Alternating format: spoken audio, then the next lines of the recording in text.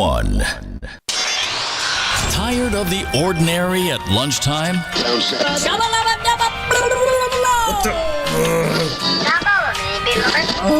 Why not try something smart to chew on? The Lunchroom on RCI, Monday to Friday, 12:45 to 2 p.m. The Lunchroom, informative, enlightening, provocative, engaging. The Lunchroom on RCI, food for thought.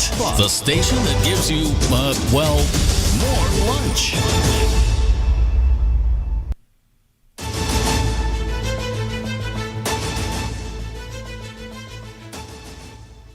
Good afternoon and welcome to the Lunchroom on Radio Caribbean International for Thursday, August the 28th, 2025. And this is program number 1437 of the Lunchroom. I'm your host, Calix George Jr. Now, of course, in addition to radio, 101.1 FM, you can also get us at our website.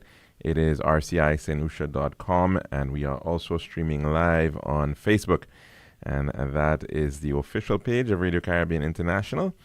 Be sure to like and share that as well with your friends and family. And of course, if you want to call in to tell us what's on your plate today, the number to do so, it is 452-3046. Again, 452-3046. And our WhatsApp number, that is 724-0008. Hope you can join us on that. Send in your messages or call in again to 724-0008. We're going to send out some birthday greetings to Mrs.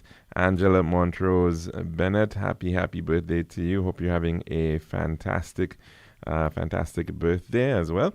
And as well, we want to send out birthday greetings to Mrs. Jasmine Auguste Henry. Happy birthday to you, Jasmine.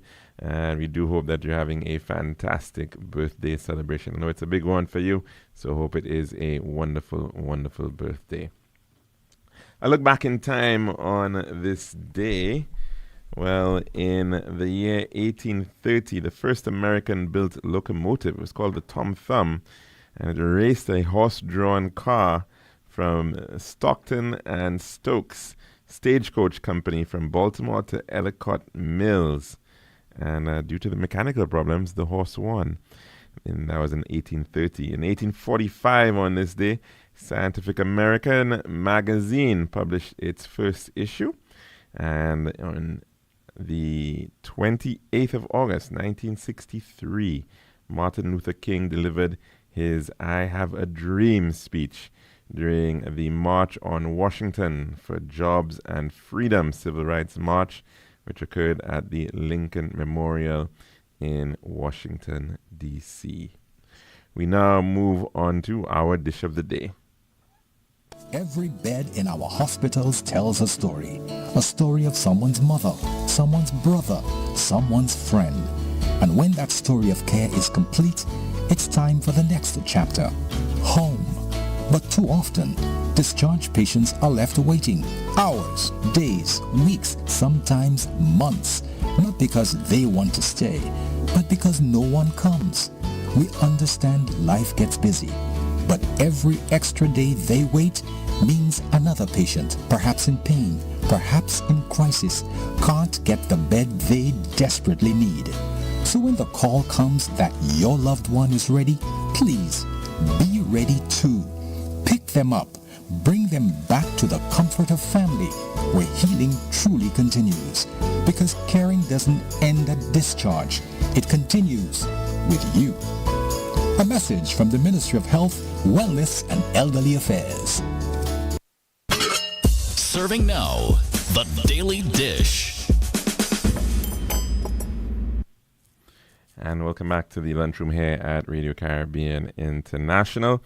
And of course, tonight, again, the eyes will be on the Darren Simon Cricket Ground, where the St. Lucia Kings are going to be facing off against a team which they've already beaten once in their away game, and that is the team out of St. Kitts. And they, of course, the Patriots, they will be looking to try to get back and get even with the Kings.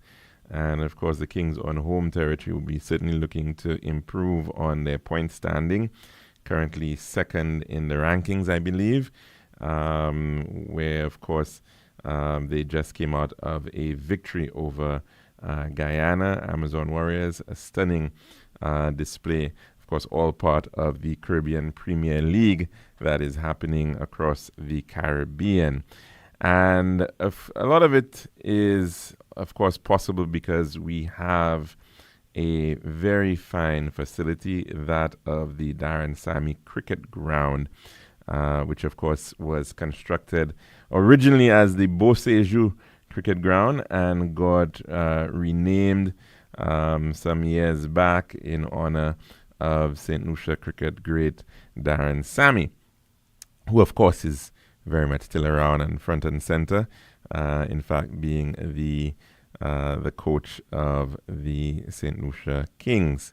Now, the decision to construct the Darren Sammy Cricket Ground was not, in fact, supported by all at the time when the move was made, or the decision was made. And, in fact, there was opposition, I think, from elements of the opposition at the time, the United Workers' Party, regarding its construction. And in fact, it was at a time when I think the St. Lucia was looking at hosting some events, and there was an offer, I think, at the time to bring, was it a one-day match or something of the sort, to the Mindu Phillip Park. And the thrust at that point by the then Minister who had responsibility for youth and sport, Mr. Mario Michel, was to go the route of constructing a new cricket ground. Of course, the Mindu Phillip Park, originally the Victoria Park, was established back in the 1890s, I believe. And it was originally meant to be a recreation ground for the city of Castries, and was established in the Castries Valley in Marcia, and was perhaps not designed at a time when there were all these standards in terms of sizes of grounds and what have you. And certainly it did not meet the grade in terms of the scale of a facility that would be able to accommodate international cricket in today's modern standards. Currently, I think that the required boundary distance is about 75 meters or thereabouts, and in the case of the Mindu Phillip Park, at best, it would be somewhere under 60 meters, the distance to the boundary. In fact, I think somewhere around maybe 57 meters or roughly. And so, of course, the need to construct a new facility, as well a facility outside of the rain belt of St. Lucia, which Castries quite often finds itself in, was taken, and of course to place it in the driest part of the island, up in the north, and so a location was found in Beausejour, and that, of course, certainly has transformed significantly that area in terms of new infrastructure going in terms of road connectivity, and creating a sort of an anchor of interest in there. The thinking at the time was, in fact, to create two poles for national sports centers for the island by clustering together infrastructure.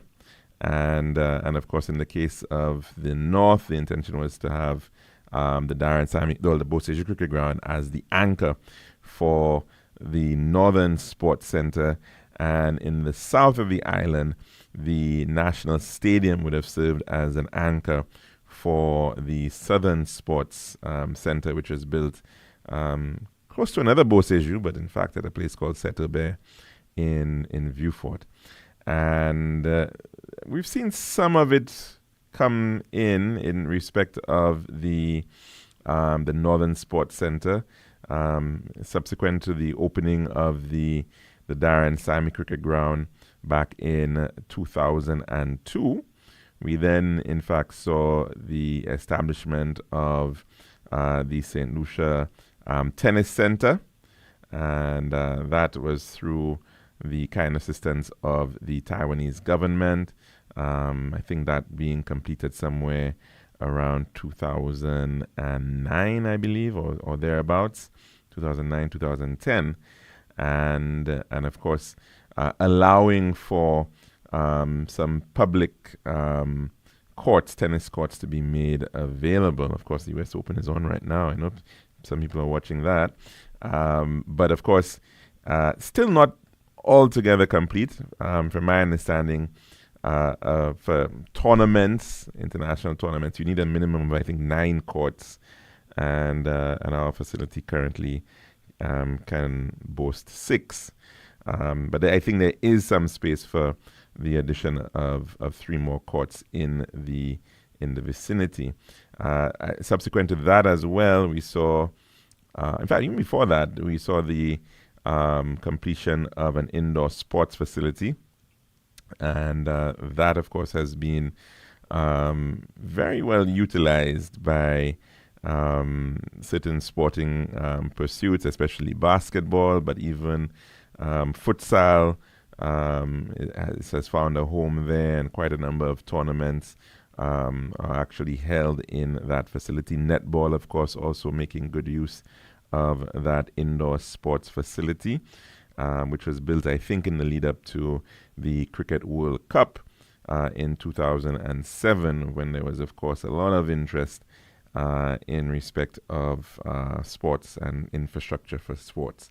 And in fact, ongoing right now, a significant investment in aquatics. The construction of the National Aquatic Center is underway at the that Northern Sports Center around Beauséjour, and that is going to allow St. Lucia to finally have an Olympic-sized swimming pool. 50-meter swimming pool is going to be constructed, as well a significant pavilion capable of hosting a pretty sizable crowd. I don't have the exact figure, but I think it's somewhere in the vicinity of 1,000 spectators at that facility. So that is certainly going to add another jewel in the crown of the Northern Sports Center, which has developed up in the north of the island. And of course, a significant amount of money spent recently in upgrading the Darren Sammy Cricket Ground. Of course, as I said, well over 25 years now. About 23 years now since it's been opened, and a tremendous amount of work in terms of the lighting, in terms of the roof, provisions for new seating, still being done, and a lot of work on the ring road and the parking facility and scoreboard and modern scoreboard. And so certainly has become a very fine facility.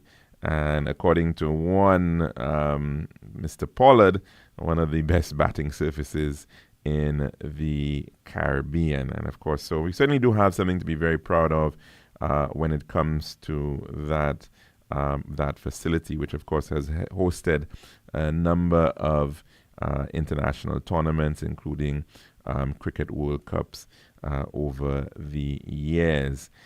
Interestingly enough, though, we have not seen very much by way of ODIs of late. And according to Wikipedia, our last ODI was actually pre-COVID. And that was back in March of 2019 when we last witnessed an ODI against England. And our last test was back in June of 2022. So certainly the need to continue attracting cricket to the Darren Sammy Cricket Ground, international cricket, West Indies cricket, is something that I have no doubt would be of interest for those spectators who want to actually continue to enjoy not just CPL, the regional cricket, which of course has certainly taken a life of its own and is certainly loved by many. But the idea, of course, of going out from the start of the day and watching a full day of cricket, and for those who love Test, of course, as well, for going out for a couple of days and being able to enjoy cricket, I think is really, really important. Of course, the viability of these types of facilities is also very important in terms of their long-term maintenance. They have to be used, and they certainly do have to find revenue streams to be able to keep them very, very busy. Now, of course, it has been a bit of a tussle between the sports purists and those who also see the potential for venue, the venue that it is for hosting non-sporting events, entertainment, cultural events, and the like.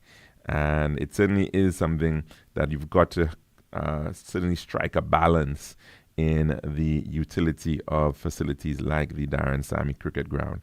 And I think perhaps one of the things that may very well be absent in the process, although we do have, of course, Sports St. Lucia Incorporated, and they manage the facilities, but we seem not to have a club structure, and in terms of having actually a club that plays a part in the ownership and management of the facility, at least in terms of bringing life and activity to it. And perhaps that's something that we can look at. I know in the case of the older grounds, of course, where you have the Queen's Park in Trinidad, the Queen's Park Cricket Club is very much a part of bringing life and activity to the facility. The same can be said of the Pickwick Cricket Club over in Kensington, that you've got members and people who show a persistent interest, committed interest in the facility and life around it. And maybe it is time to create a Boseju Cricket Club, whatever you want to call it, to ensure that there is that type of presence in respect of the cricket ground. Of course, other facilities have been expanded. There was, in the lead up to the Cricket World Cup in 2007, some expansion of the ground at Grosley as a practice facility, and it has certainly become a ground in its own right, and recently turned into I suppose you could say a mini stadium, as it has been termed, with a pavilion being constructed to provide covered seating for that facility, and of course being secured, a perimeter wall being put in. I think there is to be soon an actual opening ceremony for that facility up at Grosley, and we've seen as well other facilities coming to the fore and also being utilized for the purpose of tournaments like the football semi-pro league, and of course the Larry Seuss playing field, that facility down there, also boasting a pavilion. We certainly have come a long way in terms of seeing that and seeing better infrastructure, community sports infrastructure in many parts of the island. And to some degree, I think I'm not sure that many countries in the Eastern Caribbean can boast of having so many playing fields under lights. And certainly nearly, it's pretty hard to find a playing field that does not have lights, sports lights at this point in time.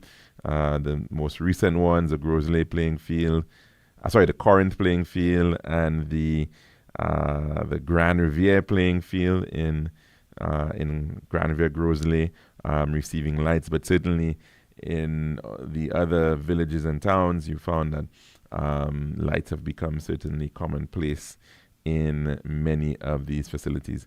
A lot more difficult in the case of the SAB because there is, of course, the matter of the neighboring George Charles Airport and height restrictions being in place due to the proximity of the airport. But as well, I know there's also a call for some lights for the Leclerc playing field, and I believe that may very well be something that we may see in the already in the works in the not too distant future. So certainly kudos to the Minister of Sport and his team. And they certainly have been doing quite a bit in terms of improvements to the facilities. And let's hope, of course, that with those facilities also come the programs that can ensure active use of those facilities for the purpose of sport around the island. And of course, the matter of the George Odlum Stadium is still a sore point because they have some they've had some long-term guests occupying that facility. And with, of course, hopefully an exit plan before the end of the year, as the St. Jude Hospital hopes to head back to its home at St. Jude at Auger Cantonment Vieux-Fort. And the plan then, of course, being the reinstatement of the George Odlum Stadium, which, of course, will be very, very welcome, especially given the fact that we're doing so very well with respect to athletics of late. The performances, of course, of Julian Alfred, who is, I believe, due to run today. I think so. I think it's at Zurich. It's part of the Diamond League. And as well, many others, especially young female athletes, following in the footsteps of a Laverne Spencer. We're seeing, the likes of a J.D. Emmanuel, Lawrenson, Naomi London, of course. And, it'd be really great that we can see a return to the use of that facility for the purpose of athletics, but of course also other sports, the field sports and for football.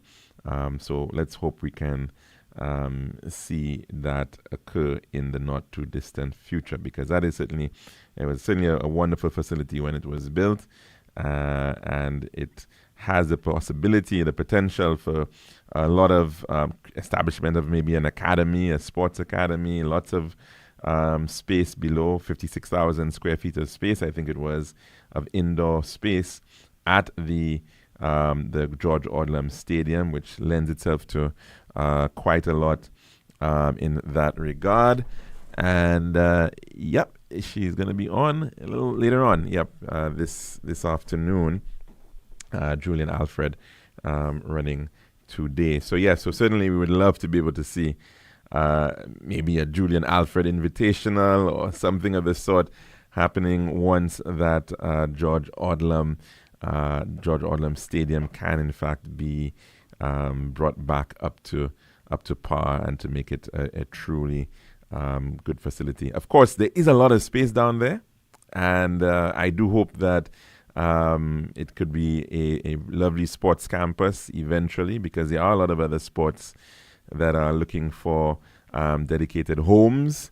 Plug in perhaps for rugby. I know they have, of course, used different grounds around the country, Groseley, the Comprehensive School, Leclerc Field, and they would perhaps want to have some dedicated space as well. And of course, maybe even maybe a cricket ground. Not necessarily with any kind of major stands or anything, but some space for cricket in the south of the island as well. And I know there's also a need for a swimming pool in the south of the island. I think back to the time when there was actually a inter-schools swimming competition, and VA4 Comprehensive came up on top. And so certainly the need for a swimming pool in the south of the island is very, very important to grow the sport. There's some very good natural swimmers in the south, and they need the facilities to be able to anchor their training and of course the need for competition. So it's really, really important. So it's good to see where sport is heading, and we hope that we can continue to see the kind of commitment in that regard. That's our dish of the day, and we're going to head across to take in our weather report. This has been The Daily Dish. Every bed in our hospitals tells a story of someone's mother, someone's brother, someone's friend. And when that story of care is complete, it's time for the next chapter, home. But too often, discharged patients are left waiting hours, days, weeks, sometimes months, not because they want to stay, but because no one comes. We understand life gets busy, but every extra day they wait means another patient, perhaps in pain, perhaps in crisis, can't get the bed they desperately need. So when the call comes that your loved one is ready, please be ready too.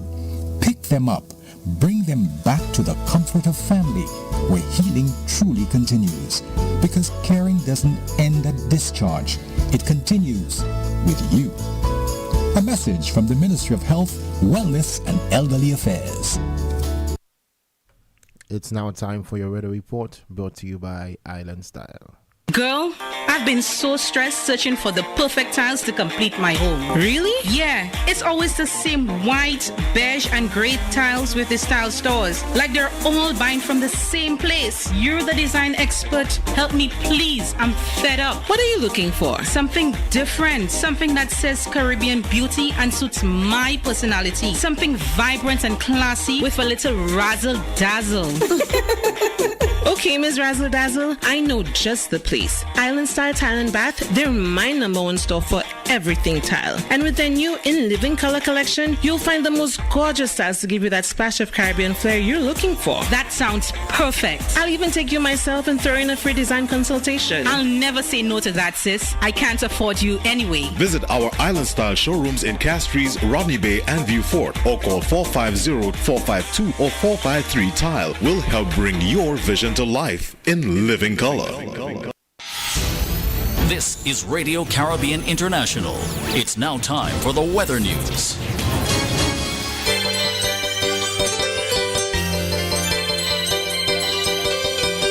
And the forecast for St. Lucia valid for the next 24 hours. Winds will be blowing from between east and east-northeast near 16 miles per hour or 26 kilometers per hour, becoming lighter at times. Weather fair and hazy, becoming cloudy at times with a few scattered showers.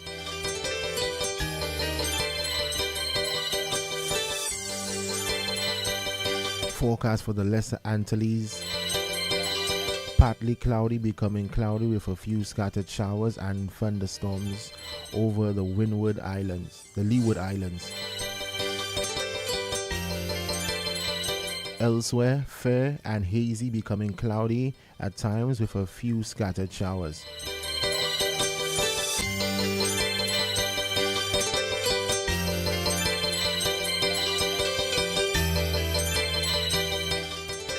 Tropical weather outlook: moist instability associated with an underlying trough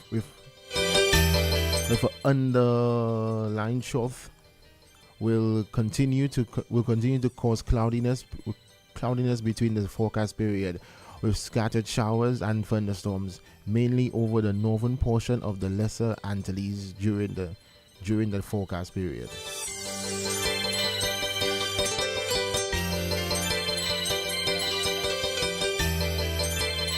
A tropical wave located over the central tropical Atlantic is moving westward near 17 miles per hour or 28 kilometers per hour. A second tropical wave is forecast to emerge off the west coast of Africa by Sunday. Some slow development of this system is expected as it moves westward across the eastern and central tropical Atlantic near 23 miles per hour or 37 kilometers per hour through the middle of next week. And that was your weather report, brought to you by Island Style.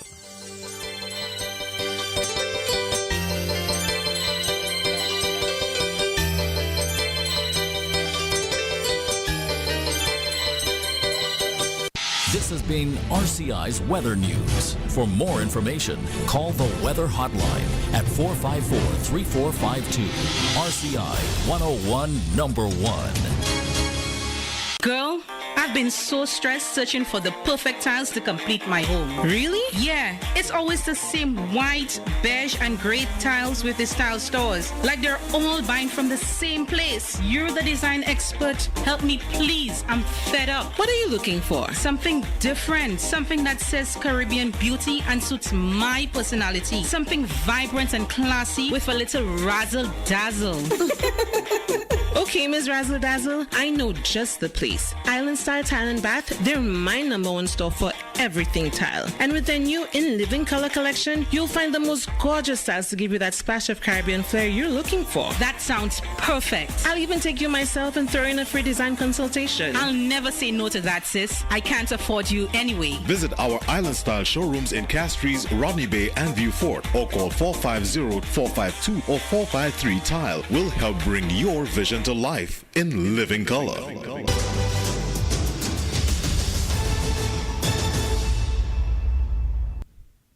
And welcome back to the Lunchroom at Radio Caribbean International. Of course, the number to call and tell us what's on your plate today, it is 452-3046. And we go to the phone lines at this time. Good afternoon. Welcome to the Lunchroom. And what's on your plate today? Yes, good afternoon. When state junior international cricket matches that St. Lucian is playing on home ground, when the match is held at Bossiju, I am not too sure that's a very accurate statement, because to me, not enough local cricket is played at Bossiju, at the Darren Sammy Cricket ground. Okay, right. Yeah, and I think, well, considering the location and the issue of it having low rainfall, in my view, as soon as they constructed the Darren Sammy Cricket ground, rain began to fall heavily at Bossiju. It's probably climate change, but it's just climate change. Well, I don't know. I guess relatively speaking, it's still lower than the rest of than places like Castries. So in some respects, I suppose, yeah, still a tough one, but. I do feel that, because we did have a washout game this time, but that is of course expected. Yes, thanks very much for that contribution. Yeah, and I think another observation, I think we actually use the Darren Sammy Cricket Ground for more entertainment shows rather than local cricket matches. Than local cricket. It's something that is a lot positive. Yes, and I really wish we can actually get to a point where we're seeing a lot more of that. I mean, there've been some. I mean, you get the regional matches, the Windward Island matches and tournaments. Yeah. But yes, the idea, I don't know. How do you get it to the point where every weekend people are heading to the cricket ground to take in a match? It's something that we definitely need to get to that point. But some people tell you that we have never really been a big cricket culture. A big cricket country, and I think it's still taking time. People love the entertainment, they love the T20s, they love the one days, but we definitely have to still get to the point where we get a lot better in terms of people understanding the game. And I think that too, the school aspect is really important. The school participation at cricket is still you get it. Maybe for basketball somewhat, people go out and watch basketball at the sports complex, that kind of thing, and some of the other sports, but not so much about cricket. And so although there's cricket played, there's a schools tournament at the secondary school level for sure. A lot of times people don't really see the cricketers. They off onto some other field, and there's not much broader school participation and appreciation of it. So yeah, we definitely have a ways to go in terms of building that culture for sure. Definitely. Okay. Thanks very much, caller. Take care. Take care. Cool, yeah. All right. And of course, it's just in general, though, I think it's building that level of participation in sport and appreciation of sport. It's growing. It is definitely growing. I think you're seeing a lot more people, a lot more passionate about it. Parents are getting more interested in supporting their kids, and I think we will see that kind of fever for sport at some point here in St. Lucia. Let's take another call. Good afternoon. Welcome to the Lunchroom. Good afternoon, Mr. George. How are you doing, caller? Not too bad. Guess who I meet up yesterday? Suku. Ah, wonderful. Very nice gentleman. Yes, indeed. You guys were out and about. Okay. Yeah. And we had a good chat yesterday. Yes. And but today's call, George, Victoria Park. Victoria Park, That's yes. how we used to call Indo Philip Park. Yes. And that was the cemetery. Anybody see you go in there, they tell you, call my boy for me in the cemetery. Well, the cemetery was next to it. It was built next to the cemetery. Well, they divide it. They divide is one piece of land. And where they play the football. Right, the Marsha ground. The Marsha ground today is definitely on the cemetery. That's cemetery. In the 50s, they fix up in the late 40s, the pavilion. There was one or two small buildings. They build that pavilion. You're talking about the Cadet Pavilion? The river coming down past the pavilion and the Marsha River. Sorry, I didn't catch the part about the Marsha River. I told you, there's a little ravine. Yes. That come down to, it split the two grounds. Ah, okay, and it pass under the pavilion. Yes. And it flow in the Marsha River. Yes. That the cemetery. And in 1949, they demolished the cemetery. Okay. They take all, they send tractor and they flatten it, anything concrete, they flatten it down. The tomb that was, they leave them. They only put up of topsoil. Okay. On that ground. Okay. And but that's only most people call it the cemetery. I don't know when they give it the name Mindo Philip.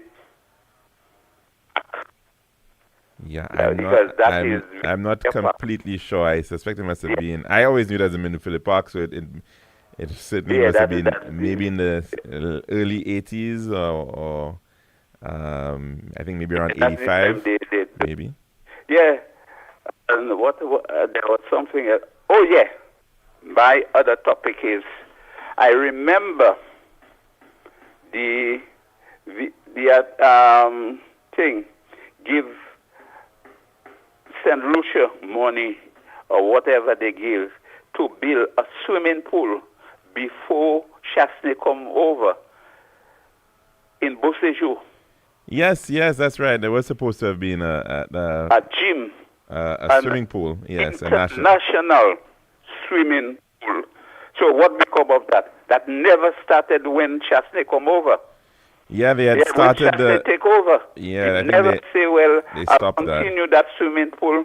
We have good swimmers, and we don't have an international swimming pool. Let's build one. They stop everything. Stop. And it's only now they're talking about building it.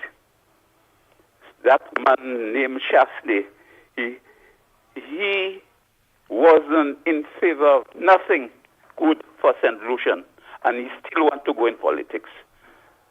What's wrong with him? He's sick. What he wants in politics? He had nothing to give in politics. Well, he'd see it otherwise, caller. Just come back to your point on the when the changing of the name, it happened in 1979. Oh. When it was renamed in honor of Mindo Philip. Okay. Yeah. Anyway, good afternoon, Mr. George. All right, caller, have a good one. Somebody else get a go. Yes, of course. All right, and it was originally named Victoria Park because it was it was established at the time when it was the I think the Golden Jubilee for Queen Victoria. So it was one of the initiatives of the state, the St. Lucia, in honor of the Golden Jubilee. That's why it was named that. Victoria Park originally. Let's go to the phone lines. Good afternoon. Welcome to the lunchroom. And what's on your plate today? Mr. George, how are you? Okay, sir. How are you doing? I'm all right, thanks. I see there's a lunchroom meeting up reunion soon. There's a what? Well, I gathered there was some reunion yesterday of lunchroom callers. Yeah. Well, actually, I met the gentleman. Actually, his stepdaughter, I think. Okay, wonderful. She saw me, and she knows me very well. And, okay. From Conway days, and gardens and so on and so forth. I see. So she called me and she pointed at the gentleman. From immediately, that must be that gentleman that lady is introducing me to. Okay. Right. The gentleman that just called him. Yes. And so Mr. it was, Francis. Yes. And we started there, man. We had a marathon session, man. I have no doubt. This gentleman is a reservoir, man, of pure of water. Of history. A watershed, man. Yes. You know what I mean? Yes. It's clear water. Indeed. He has the water before it gets into all kind of things, treatment and all kind of things. He has the water from the spring, from the source. Yes. Yeah, man. Mm-hmm. And I enjoyed engaging him, and we were going two to two, and he was amazed that somebody young like me, would know so many things, that he said, so cool, but you know a lot, man. I say, well, I made it my duty to look out, right, and seek out, and meet people and engage people of every walk of life. So, I kind of, and now I could talk about these things, and I'm so happy to meet. I tell him, well, boy, when people like me and him gone, then who go pass on them things? Because we have no documentation, no, hardly have any books and things about these things, and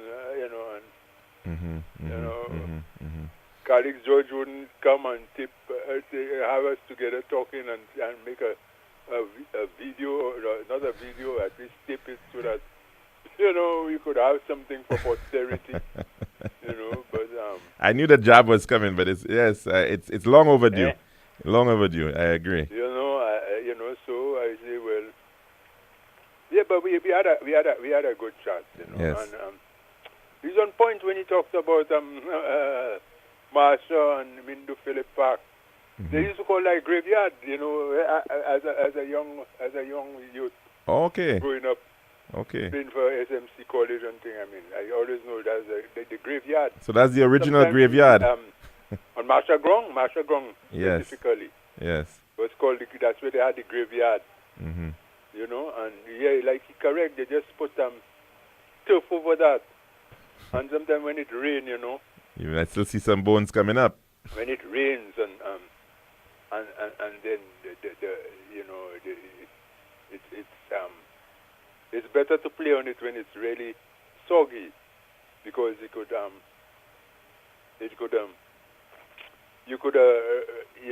water would keep it at a certain level. In other words, the flow of the ball was consistent with the level of the water on the ground. But when it started drying up garlics, it was really, really difficult, because these things, wherever your studs go and leave imprints, it would have hardened that way there, Okay. You understand what I'm saying? Uh-huh. So when it started getting sun and drying, the ball was bouncing all over the place. And first, if you fall on that ground there, when it bakes like that, I mean, I've seen people go and for diving headers. This gentleman I used to play with, he went for a diving header.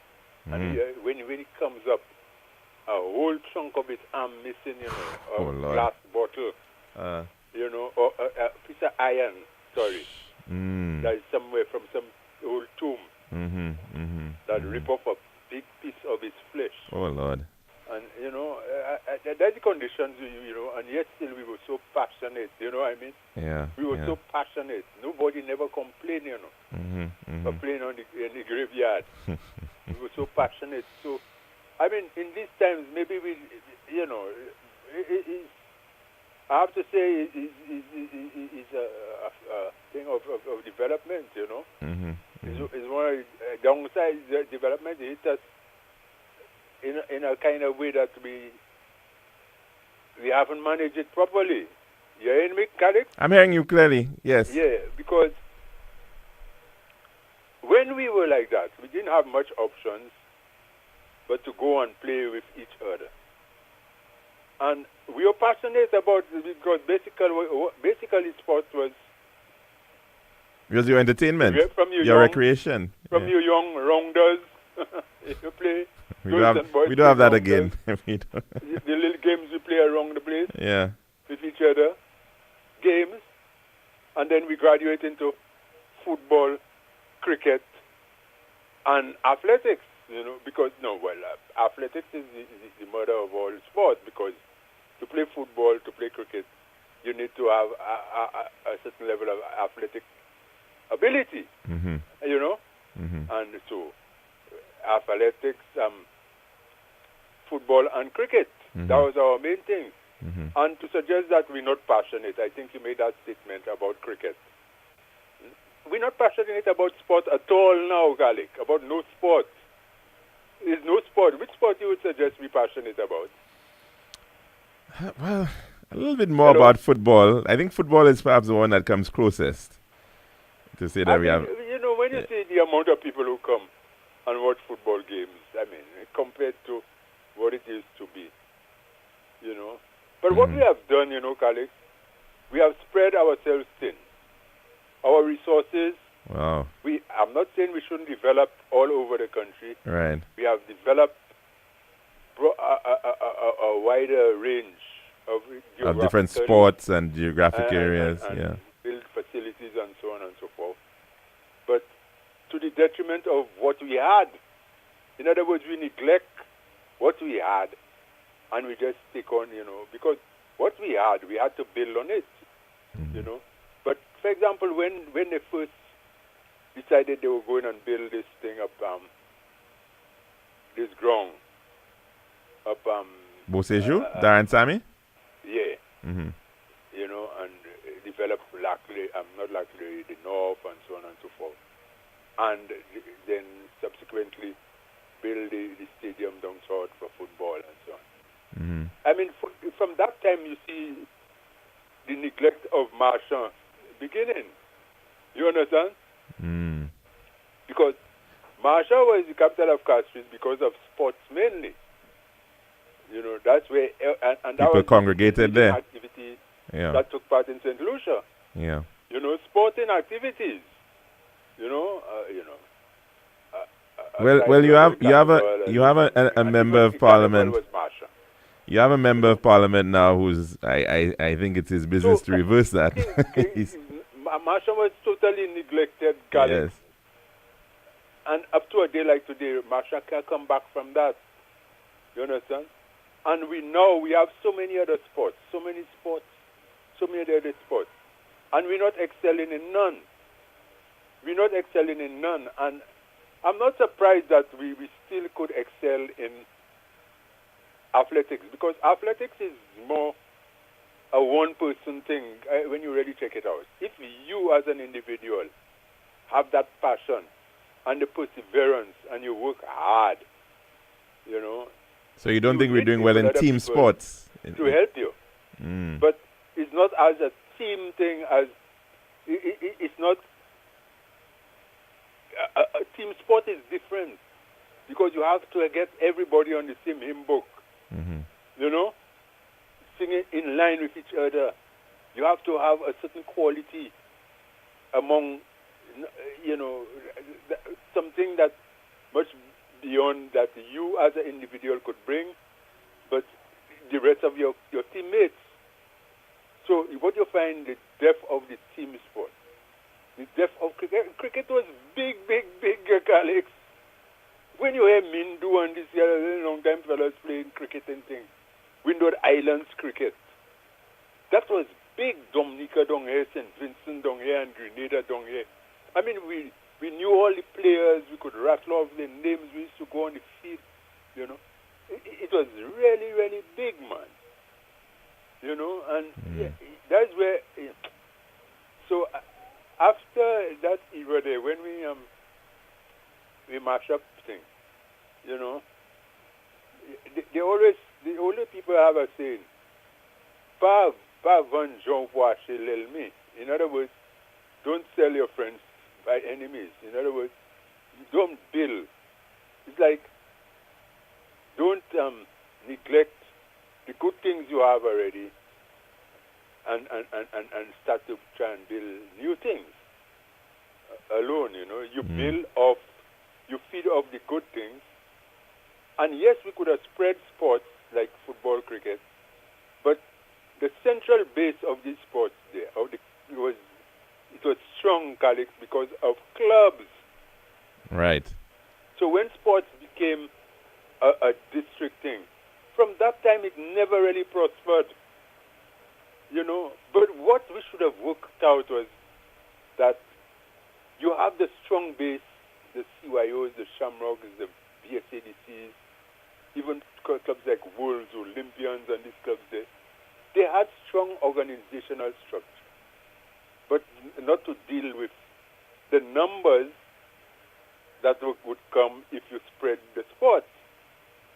But the standard there, you maintain the standard and require that people, wherever they're from, if they want to seriously compete at a level, they have to join these clubs and compete to make it up there. So then there now you would have clubs, you would continue the club system and have maybe a second tier for those who can make it to the top, which of course used to exist. You used to have a second division that used to be played up VG, you know, on the other grounds, and you know, use the other grounds, the facilities outside of Castries, but ensure that players, people interested, people don't just come and say, you have 2 free good players, we put in a side together and we come in and play.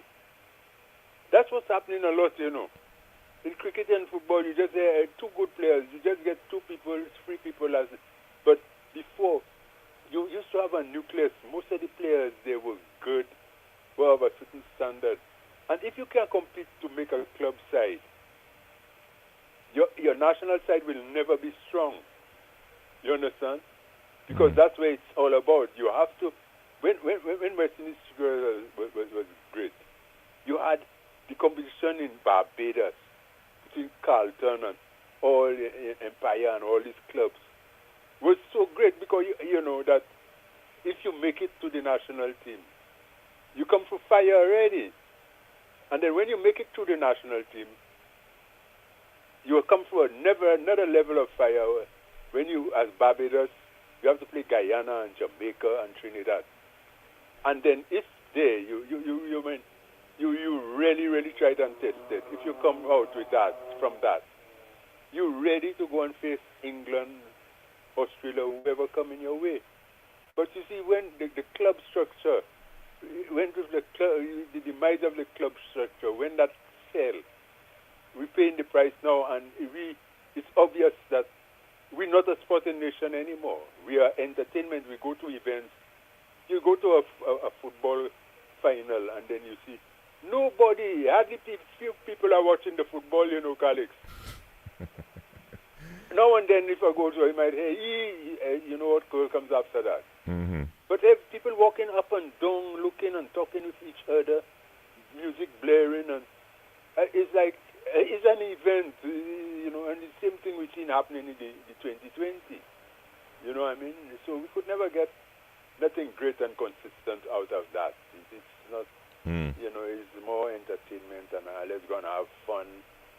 The sports entertainment, the biggest party in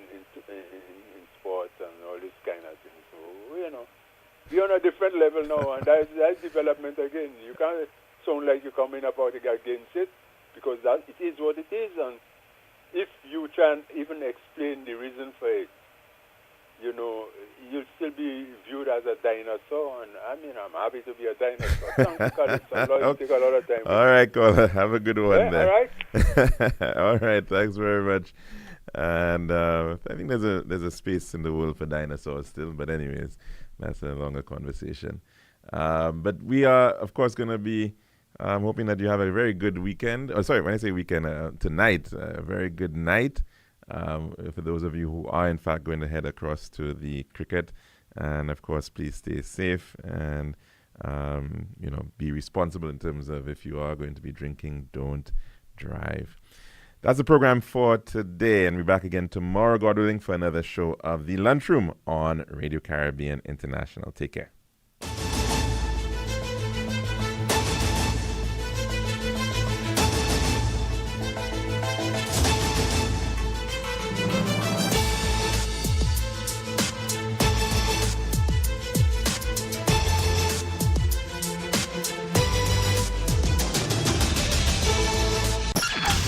Sun up to sundown. We play the best jams. RCI 101, number 1. Parents, it's that time again. Let Fix Limited take the stress out of back to school. Shopping with our affordable loan options, uniforms, textbooks, and school supplies. We've got you covered with flexible payment plans tailored to your budget. Get ahead this school year with support from Fix, where education and opportunity come together. Apply online at fixlimited.com or call us at 458-8700 today. Firm and upright. Contact Luselect before trimming or cutting down trees that are near overhead electrical wires.